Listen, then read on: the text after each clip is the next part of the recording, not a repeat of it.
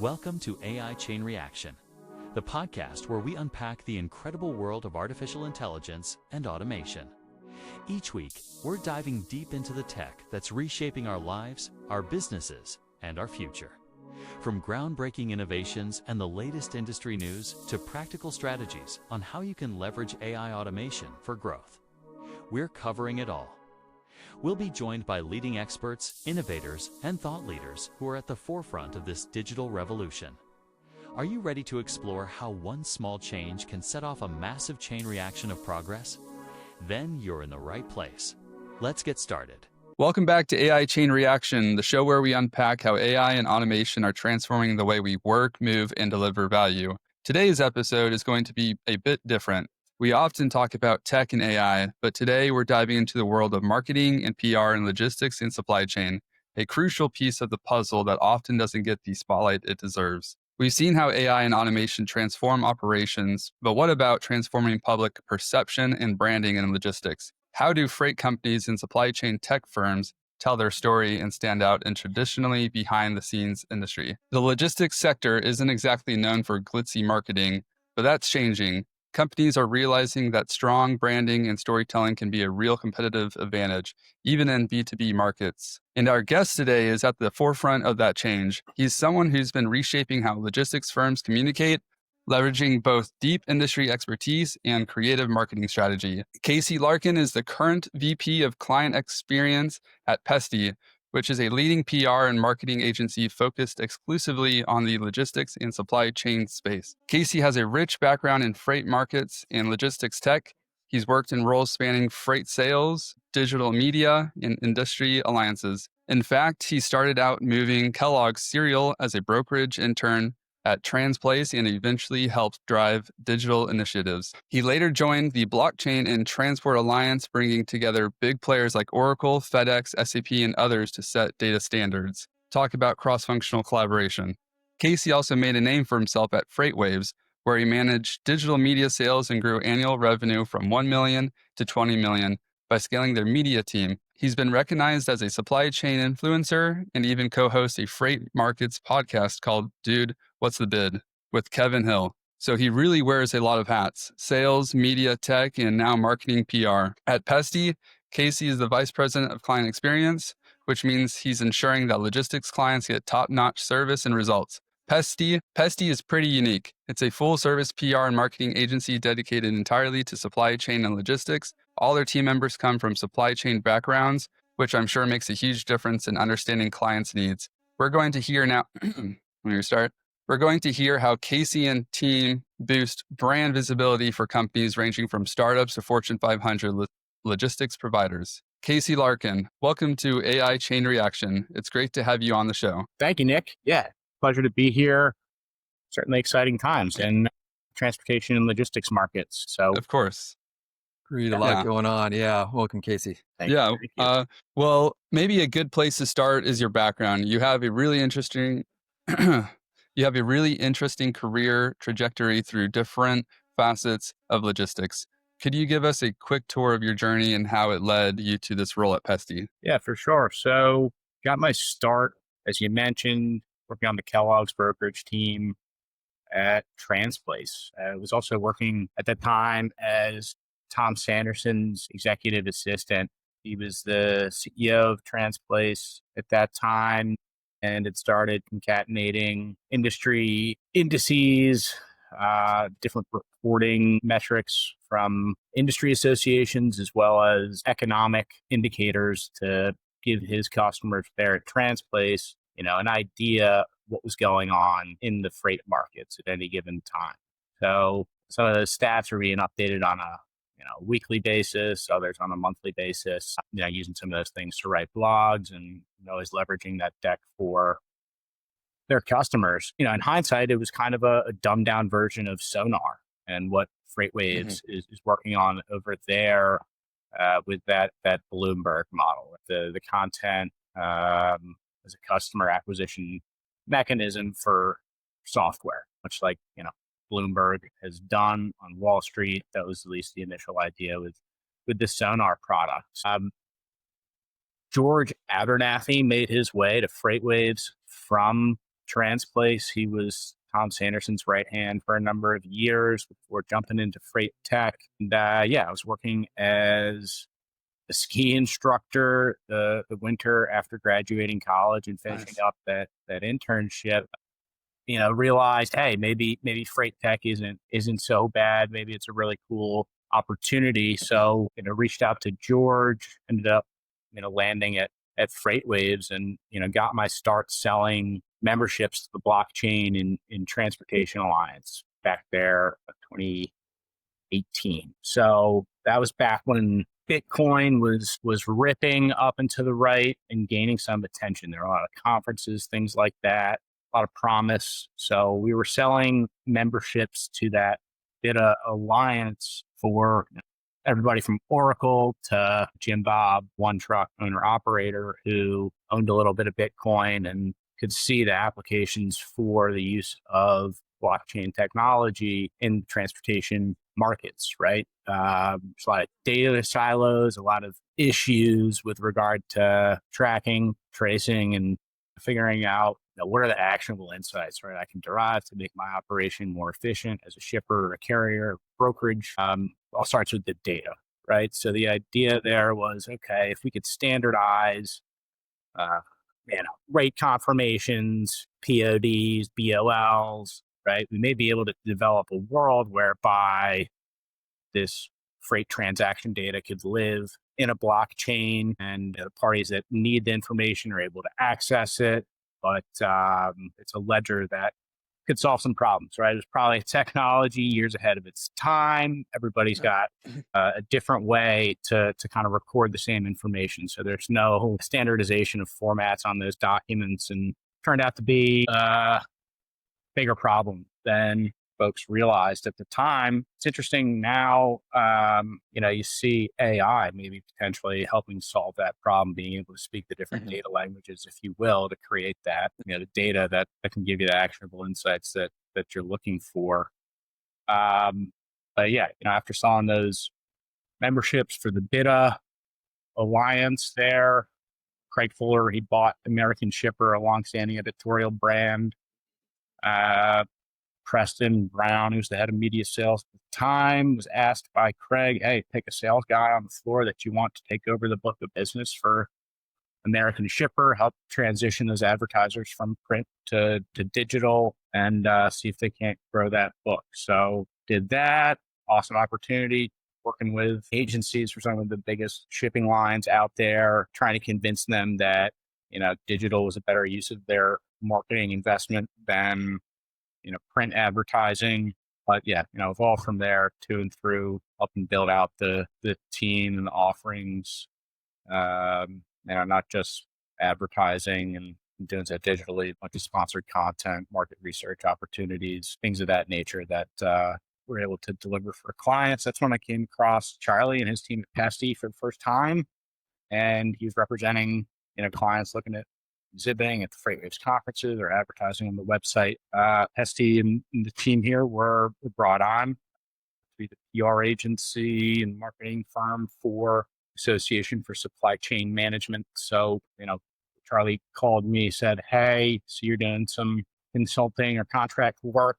Would you, want to come and see if you can't help develop an awesome sponsorship experience for the Change conference that ASCM had. I worked with Pesti to rebrand. That went well. And so now I'm working with Charlie and his team, PR and marketing firm where everybody's got the tribal knowledge, right, or the industry experience to some capacity or another.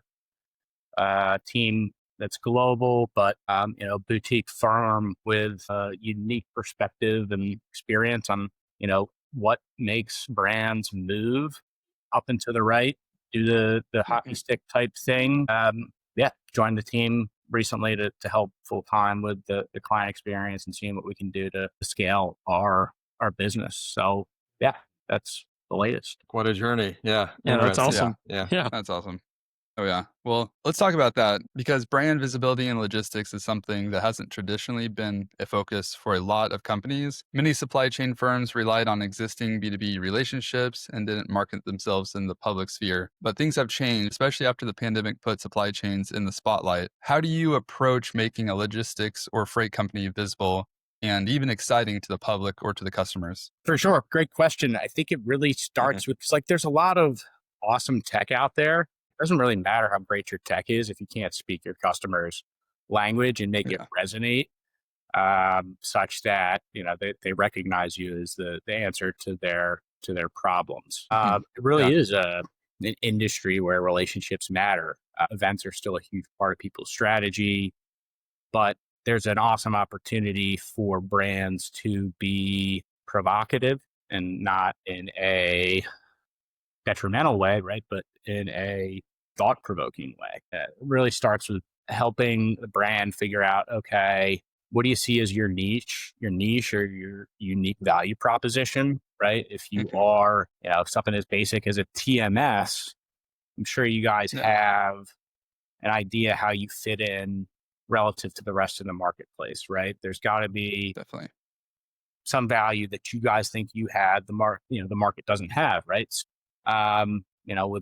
With a little bit of intellectual curiosity and a couple of the right questions, a lot of times can figure out, okay, this is a unique perspective that kind of ties into some of these prescient trends that are going on. If you keep your finger on the pulse, right, we can work with you to develop the thought-provoking content that is prescient, pertinent for your current or your prospective customers to create the viral content that can help Yeah, elevate a brand quickly. definitely. Very cool. Well put. Yeah. Yeah. And from a people's perspective, how do you balance technology with the personal trust that's so crucial in logistics relationships? Interesting question for sure. I think the Hmm. best way I've heard this question answered was Uh-huh. by Kevin Nolan, started NTG, Nolan Transportation Group, and owns a bunch of other Yeah. companies in the space. He's now running his family office. Saw him on the stage at TIA Technovations here in Jacksonville a year ago. And, Mhm. I think what really separates the wheat from the chaff is hiring great people, developing a great culture. And with those great people and that great culture, you'll be able to identify and pick the technology that works well for you. And not only will you be able to do that, right, but you're going to be able to handle the change management that's needed to get you from the spreadsheet to the new operating procedure, which comes with its headaches, right? There's probably a whole bunch of solutions that were sold in that kind of like post-COVID era when all this VC funding came in. It was implemented by companies. Change management wasn't really taken care of. Customer success wasn't necessarily taken care of. So like when the market turned and those brokers weren't making as much money or carriers weren't making as much money and you didn't do a great job of customer success, it's really easy to rip that tech out, right? Yeah. From a vendor's perspective, that's churn that investors don't appreciate and it doesn't contribute to becoming a successful startup. So I think that if you have the right people that can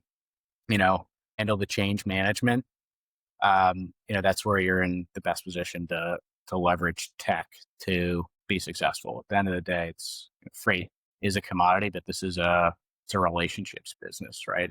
I think it's probably going to continue to be so, right? It will just be that the you know expectations are a little bit different. I think in the new world.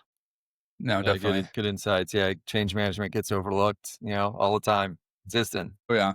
So, what do most people outside of your specialty misunderstand or underestimate about the work being done in this space? I think it's really easy to lose the forest for the trees Hmm.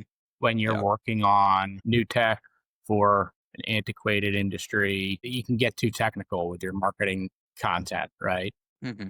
Drill Yeah. down way too much into the features, right, and the solutions of a product as opposed to, and if it is a really great technical product, that's cool. And I know that you guys care about it internally. Your customers don't. It's like, what is the implication for me? Reed Loost a lot. I don't know if you follow him on LinkedIn. He launched a meme contest recently. It's because he went to the conference, and he realized that he didn't know what like 90% of the vendors actually did. So he challenged them to boil it down into a mean that's digestible and evocative. So I think that is a problem a lot of people deal with. And that's a problem. I've talked to some VCs in the space, right? They believe in the founders, they believe in the technology, but that's only half the problem, right? If you don't resonate with your customers, then it doesn't matter how smart you are or how cool the tech is. Yeah. Exactly. Love that meme thing. That's cool. Yeah. Yeah. The guy's something else. Well, where do you see the biggest opportunities for innovation or impact within your industry right now? Obviously, theft, fraud prevention, something that's a big issue these days. Security, a lot of ransomware flying around. People have kind of identified the transportation logistics industries as an area that's ripe for bad behavior. Kind of having that Streisand effect, right? Where like the more you've got a highway trying to solve problems and everybody else talking about it, like the more fraudsters want to come and exploit the opportunity. So Definitely.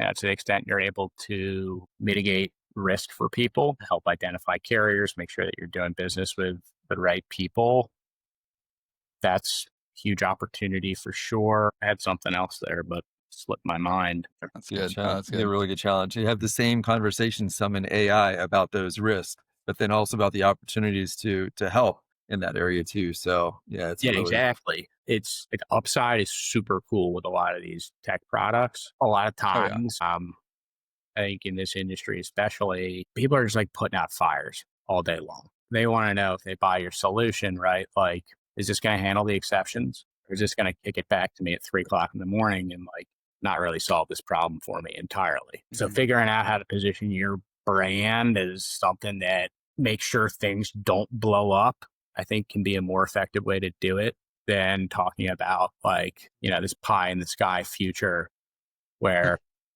maybe blockchain's a part of it, or maybe it isn't, right? Just use that as an example. I think you'd probably have a better chance focusing more on how you eliminate risk than provide potential upside. Yeah, totally. Really good point. Yeah. Just to eliminate it, not provide more exception management, right? So more headache. Yeah. Headache like we management. like to think we're logical. We approach things from like an analytical perspective, but like people are reactive and emotional folks at the end of the day. Absolutely. So we got to appeal to that crop brain, as some people refer to it. Yeah, definitely. Yeah, and I like your thought about your thought and the process of integrating blockchain into all of this, and especially mitigating risk. I think that's a huge way. I mean, it's already started, and I think that's where it can go and where it's going to go. And I know some people are already talking about it, and I just kind of can't wait for everyone to be talking about it because I think that's where the future lies, really, with a lot of things. I hope so. Yeah. Like, in the industry, blockchain is a bad word a lot of times because people feel like they got burned with a promise that, will never come to fruition. Like a lot of companies were investing a lot of money, time, effort into making the tech happen. At the end of the day, it didn't pan out. Web3 and blockchains got a little bit more of an uphill battle, I think, in this industry than it does on Wall Street or other places. Sure. I am team blockchain as well. It would be cool to see if, there's a way to leverage that in the industry and kind of create that digital future that we've all been kind of like hypothesizing or thinking about or positioning for the last 10 years, it seems like. Right. Seems like could be a killer app for lot management, serial number management, all these kind of unique things that you got to trace across the globe. Excited for too. It's crazy. Just looking at BOLs earlier today from big water company, would not believe, right, how much information there is on one of these documents. BOLs can be 30, 50, 100 pages long in some instances. Yeah. It's madness. And then there's 3 copies really is being printed as well, right? So still a lot of opportunity, still the wild, wild west here in in our world. Yeah. Yeah, definitely. Be curious to see how Yeah. that could be simplified too, thinking like, could the BOL just be a QR code or something like that? Does it have to be 50 some pages of all this stuff? And who would really read that? Yeah. Yeah. Yeah. Everybody's got their different, so Yeah. hard pressed to find any other shipper or manufacturer out there with the same format that, the one I was talking about had developed as well. Right. So like, would be great if there was a standard like there are in other industries, and the information could start to flow. Right. But until then, I think it's still an opportunity zone. Yeah. Working Yeah, process. absolutely. So what are the biggest bottlenecks you face when scaling Pesti's business model? Is it around pipeline and lead scoring, automating content distribution, internal data integration, or perhaps streamlining client reporting and experience?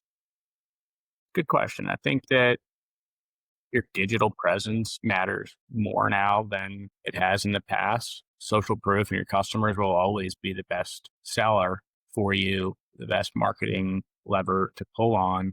But people are less likely to want to hop on the horn. So I think a lot of the conversation is like, okay, 5% of your customers are in the market at any given time. Hopefully if you have great customers, they'll hear when that other 5% is in the market, and you'll get those referrals, right? Or they'll stumble upon you and find you because, you exude that credibility in the marketplace, making sure that, you provide the messaging in places that your prospects can digest them is absolutely huge, right? And I think, one thing that we're really excited about doing is that marketing to the 95% that aren't in the market right now.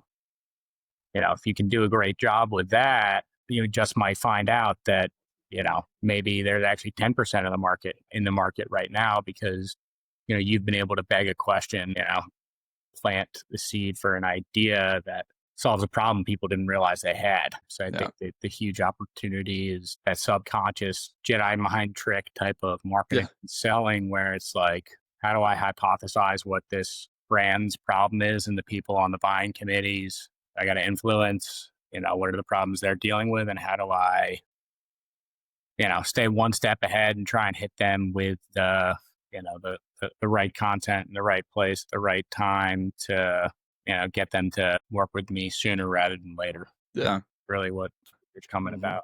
To be, it's not, you're not trying to like get a whole bunch of leads, right? Yeah.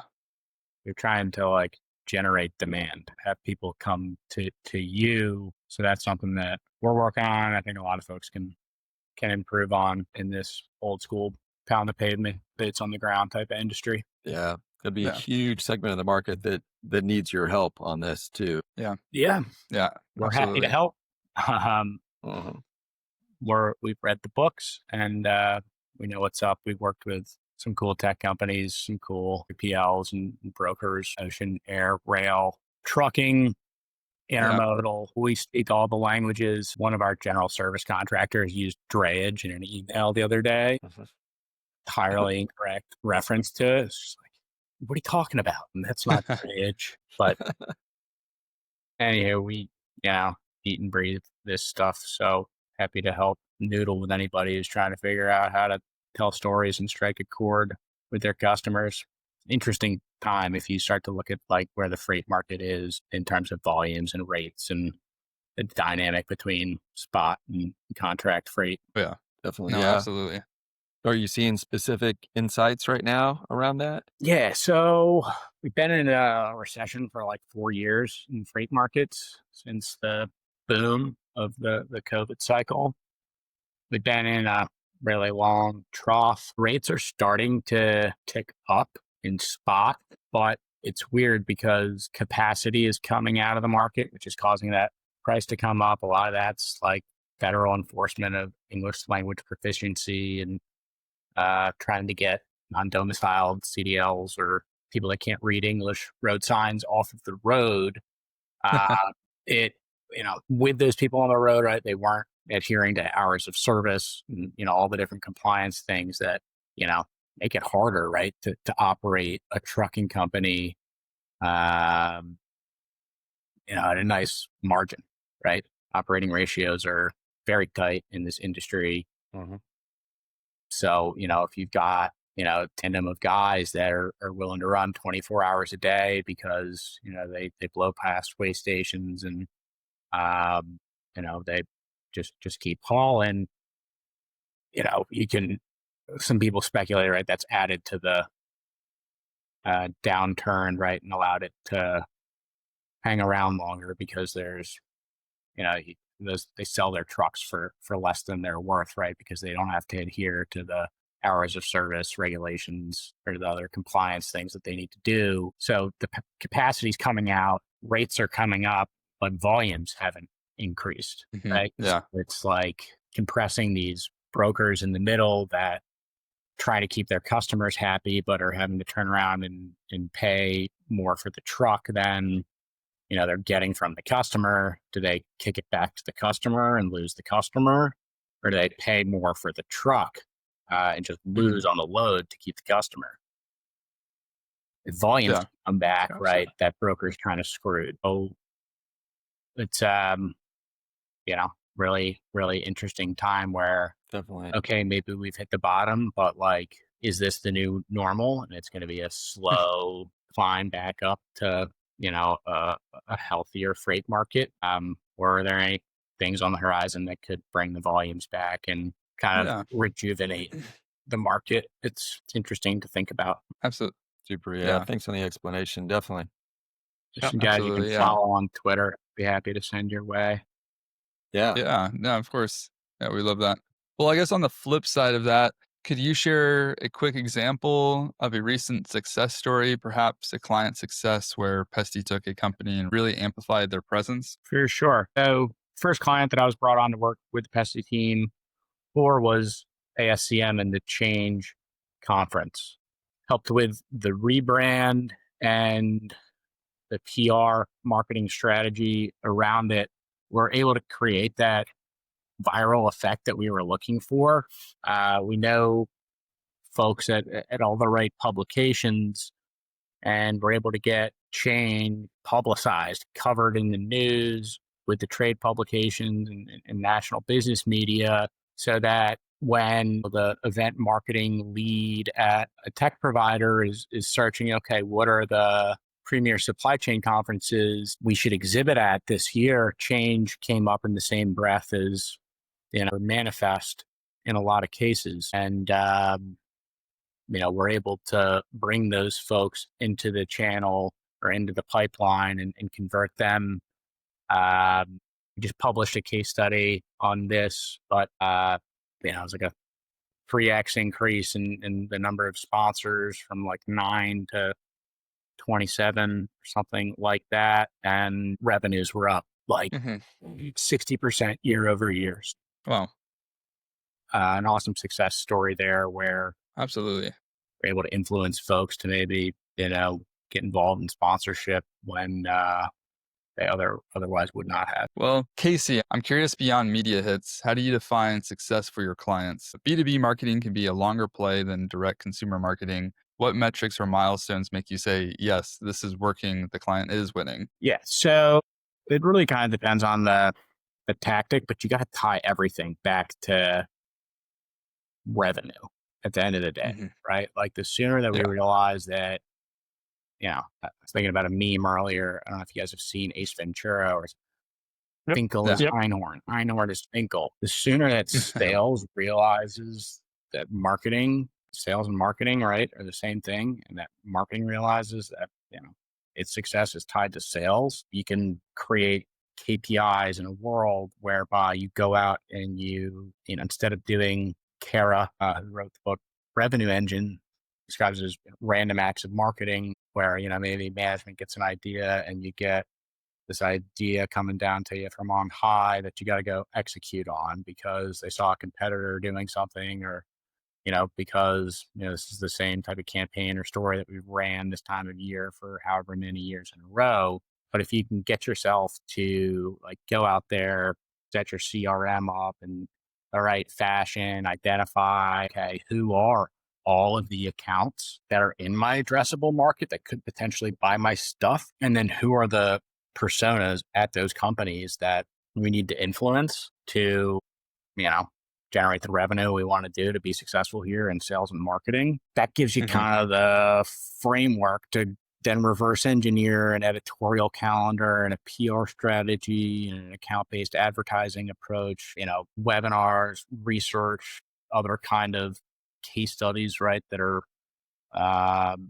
great to kind of get people to wanting to do business with you. You can set things up, right, in HubSpot and other CRMs now where, like, if you do own all that information, you can track people's intent and you can figure out how, a story that got published, in the news influenced the buying decision for, your pie in the sky dream account.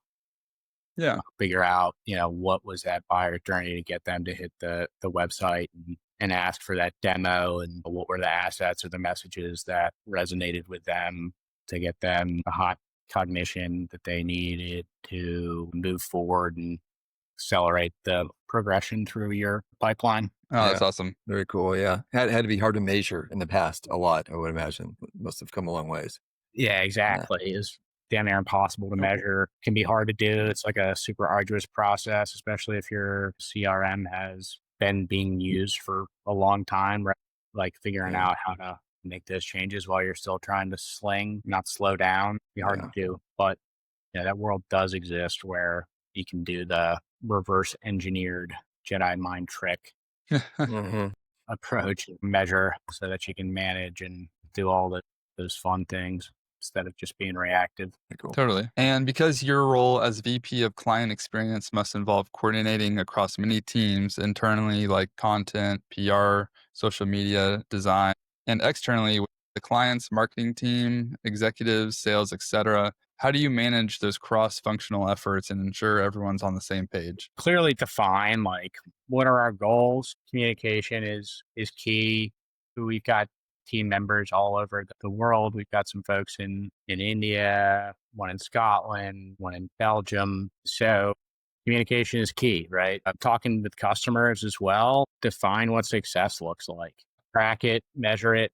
And that's how you, I guess, get to a spot where you have alignment and there's nothing lost in the game of telephone, right?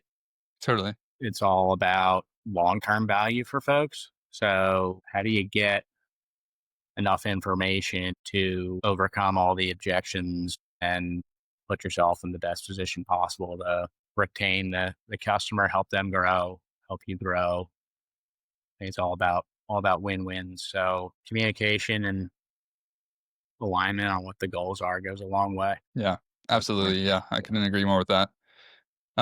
So how do data and automation play into your customer's experience? And is it data accuracy, carrier performance, speed of quoting, or just staying ahead of market volatility a challenge? Data and automation are things that people are thinking about in some instances, right? If you're in a brokerage, right, you're communicating with carriers likely via 4 or 5 different channels. You may be on WhatsApp, you may be communicating some through Discord, Google Chat, email, and text and phone calls, right? So how can you automate some of that stuff? What is that worth to your business? Those are things that people are thinking about for sure. People are definitely trying to automate their bots for spot quoting, right? To be able to return a quote when somebody asks for 1, 5, 10 trucks to move some freight from A to B. What I've seen some people talking about is, let's make sure that we've got automation that helps us bet on our winners, right? Yeah. And knows what our losers are.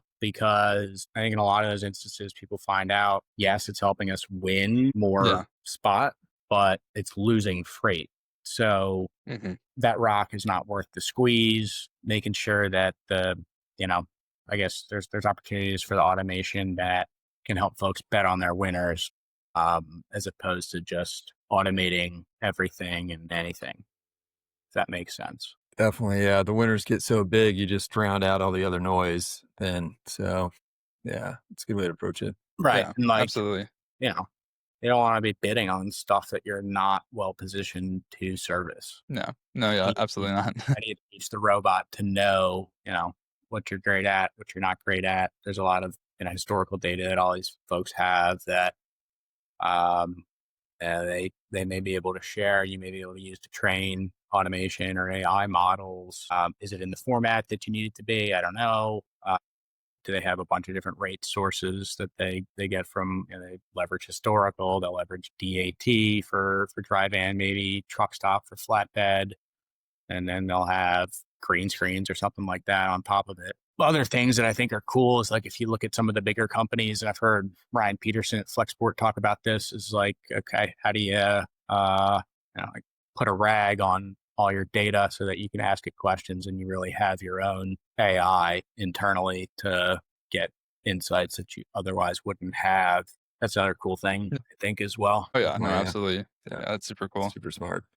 So since this show has an AI angle, we'd love to get into your take on how emerging tech like AI is impacting marketing and PR and logistics. Data and being careful with AI generated content. What do you see coming in the next few years, and how will marketing for supply chain firms evolve? So marketing teams have gotten smaller, right? In freight tech, in brokerage, people have been challenged to adopt AI, automate what they can to eliminate some fat and be more productive, right? What you see, I think there's like, I don't know, there's a lot of slop out there, right? A lot of stuff that doesn't resonate as well as maybe it should, and maybe erodes trust with your customers, right? So I think, making sure that you've got a human in the loop is critical, so that what you're putting out isn't hurting your brand image, right? There are Yeah.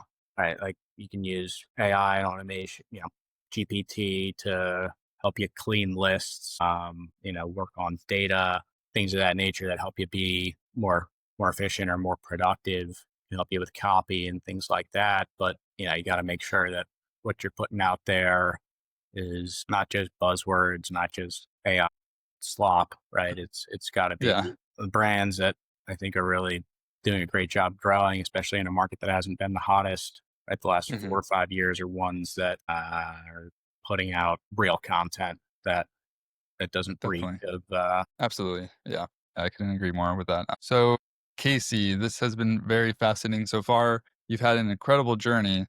Hypothetically, though, if you had a magic wand to fix one thing in the business right now, be it a manual operation process or a sales lead generation challenge that is slowing down your path to your next growth stage, what would that one thing be? Maybe a little bit of a language and time barrier, right? Okay. Working with a team that is all over. How do you get folks on the same page, better aligned when people have different first languages and they're in different parts of the world? Yeah. So that's something that I think a lot of folks would probably resonate with, and it's kind of the nature of the beast, right? Blessing and Yeah. cursed. Yep. No, absolutely. Opportunities and challenges with it. So, yeah, totally great. It's like 24/7 operation anymore. Yeah. Yeah. So, how do you see AI further changing the way Pesti collaborates with its customers and other partners? And how might Pesti take advantage of these changes around using AI? So I think what we're thinking about, Mhm. got a guy over here, John Monarch, who's our chief industry and information officer. He, I think, got his PhD in physics for fun. Or good. Also, coincidentally, he's the father of the Doge meme. Wow. Yeah, he's Yeah. going to be in this Netflix documentary that's coming out. And he knew the Shiba Inu dog that has now got a statue over there. I think his name's on the statue. Oh, that's awesome. Yeah. Yeah, he's like a That's super cool. super brilliant, centric guy who really understands how to leverage uh, the different AI models to, do work for you. What we're really excited about is kind of like that change case study I talked about earlier. I think a lot of folks are thinking about, okay, how can I leverage AI to make my marketing operations more efficient, faster? Starting to think about, okay, like what are my customers searching for, right? How can I plant the seeds out there on the internet so that when people are looking for, innovative supply chain conferences, change comes up, right? Or if they're looking Yeah. for your solution, how do you rank relative to the competition, and reverse engineering your strategy to win those hearts and minds that way is how we're, I think, challenging ourselves to think about AI as we work on this new rebrand. Have a whole bunch of content coming out, new website, which Awesome. should be launched in the next couple of days. Making sure that we have our ducks in a row to figure out, okay, how do we rank right now relative to the competition in the eyes of LLMs, and what narratives or seeds do we need to plant to, reverse engineer that growth. That's what we're thinking about. It ties right in with, brand perception. Yeah. Perception is reality. So it can change a lot of minds if you think about reverse engineering things that way. Absolutely. Definitely. Good spot to be in. Yeah, for sure. So, wrapping up, for founders or product leaders listening and learning how to build AI into their business process, what advice would you give them? Would tell them, move fast, break some things. AI is not coming for your job, right? If you Yeah. don't know how to use AI, right? Like, that's when your job goes away. There's a whole new world at your fingertips. You can learn so much more quickly because of this, right? So leverage it. Learn more Definitely. about your customers, your industry, try things out, move fast, and break some. Yeah, If you don't, you're not trying. absolutely. For sure. Yeah, It's fun. Yep. definitely. So, this has been a great conversation today. Where can people learn more about Pesti or get in touch with you and your team? Learn more about us. Follow on LinkedIn. Go to pestio.com. You can also send me a connection request on LinkedIn. Somewhat active on there. Shoot me a DM, or drop me an email. Casey, CASEY.L at Pesti, PESTI.io.